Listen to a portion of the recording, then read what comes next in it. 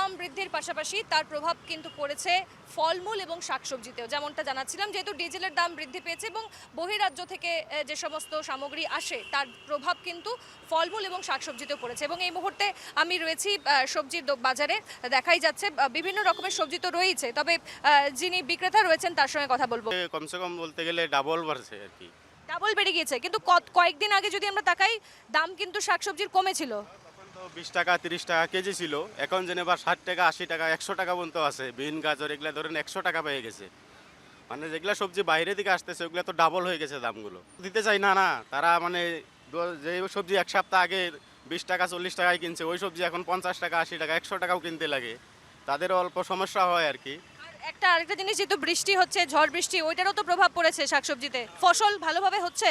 না, এইরকম বৃষ্টি হলে তো ফসল হয় না ভালো। শুধুমাত্র যে তেলের দাম বৃদ্ধিতে ফলমূল এবং শাকসবজিতেই প্রভাব পড়েছে এমনটা নয়, যেহেতু নিত্য প্রয়োজনীয় যে সমস্ত জিনিস থাকে, মুদির দোকানেও কিন্তু অনেক জিনিসপত্রেরই দাম বেড়েছে। আমরা আসবো, আমাদের সঙ্গে রয়েছেন বিক্রেতা।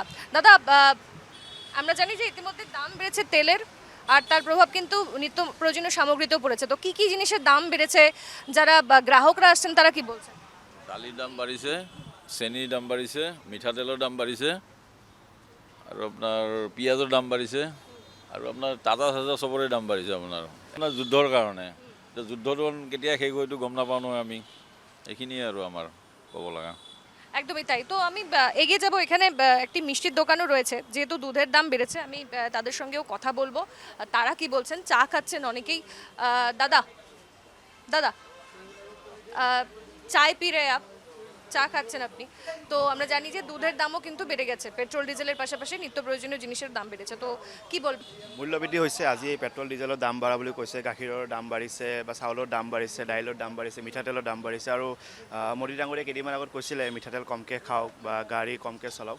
তো মূল্যবৃদ্ধি হোৱাৰো যথেষ্ট কাৰণ আছে, কাৰণ এতিয়া যিহেতু কিছুমান ক্ষেত্ৰত যুদ্ধৰ কাৰণেও এই মূল্যবৃদ্ধি হোৱা দেখিবলৈ পোৱা গৈছে। গ্রাহক থেকে উপভোক্তারা তারা যেমনটা বলছেন যে শুধুমাত্র বিভিন্ন প্রকল্পের সাহায্যেই যে তারা থাকবেন এমনটা নয়। যেহেতু আমরা জানি ইতিমধ্যে নির্বাচন শেষ হয়েছে, তার পাশাপাশি যে জিনিসের দাম বৃদ্ধি সেদিকেও কিন্তু নজর রাখা উচিত। অর্থাৎ আমরা দেখালাম আপনাদেরকে পেট্রোল পাম্পের ছবি, আমরা দেখালাম শাকসবজি বিক্রেতারা কি বলছেন, আমরা দেখালাম চায়ের দোকানিরা কি বলছেন, মুদির দোকানিরা কি বলছেন বা মিষ্টির দোকানিরা কি বলছেন।